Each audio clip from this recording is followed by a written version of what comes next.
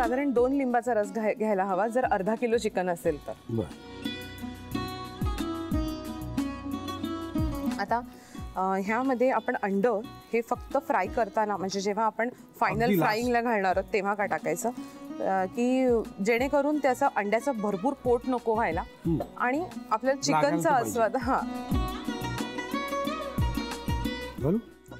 Direct घालू ना.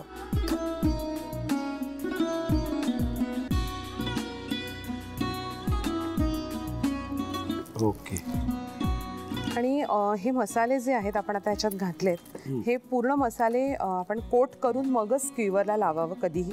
कारण का नवीन जसं मी म्हटलं की बायकांना खरोखर किचनचा अंदाज येत नाही त्या बायकांसाठी हे सांगते की हात फार भाजतात कारण का ह्याच्यामध्ये बऱ्याच प्रकारचे मसाले आपण घातलेले म्हणून. आजच्या या भागामध्ये 2-2 असे स्पेशल पदार्थ का दाखवले त्याची तुम्हाला कल्पना आहे का? इयर एंड आहे आणि म्हणून तुम्हाला हे असे पदार्थ दाखवतोय मी.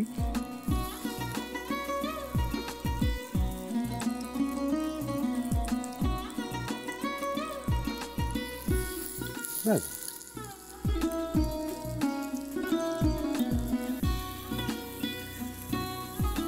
झाले ना, फटाफट होत आहेत.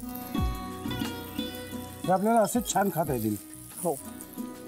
ओके, लिहून घ्या साहित्य आणि कृती. काडी चिकन साठी लागणारे साहित्य: ब्रेड क्रम्स आणि भाजून घेतलेलं बेसन, चिकनचे तुकडे, लिंबू, कोथिंबीर आणि पुदिन्याची चटणी, अंड, लाल तिखट, आलं लसूण पेस्ट, जिरे पूड, गरम मसाला, धणे, जिरे आणि काश्मीरी लाल मिरची घालून केलेला मसाला आणि मीठ. कृती: प्रथम एका बाउलमध्ये चिकनचे तुकडे घेऊन त्यामध्ये आलं लसूण पेस्ट, लाल तिखट, धणे, जिरे आणि काश्मीरी लाल मिरची घालून केलेला मसाला, गरम मसाला, जिरे पूड, चवीनुसार मीठ, कोथिंबीर आणि पुदिन्याची चटणी घालून सर्व मिश्रण एकत्र करून त्यामध्ये चिकन मॅरिनेट करून घ्यावं. मॅरिनेट केलेल्या चिकन मध्ये ब्रेड क्रम्स आणि भाजून घेतलेलं बेसन, लिंबाचा रस आणि फेटलेलं अंड घालून सर्व मिश्रण नीट मिसळून घ्यावं. टूथपिक मध्ये चिकनचे तुकडे जोडून गरम तेलात शॅलो फ्राय करून काडी चिकन सर्व्ह करावं.